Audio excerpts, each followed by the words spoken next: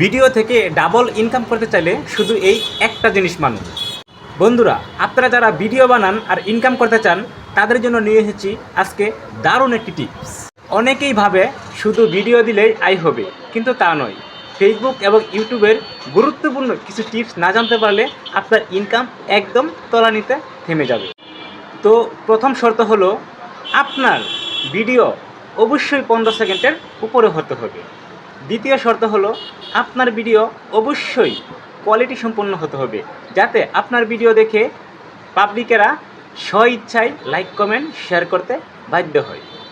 এই দুইটা শর্ত যদি আপনি মানতে পারেন তাহলে আপনার ইনকাম আগের তুলনায় ডাবল গুণ বেড়ে যাবে।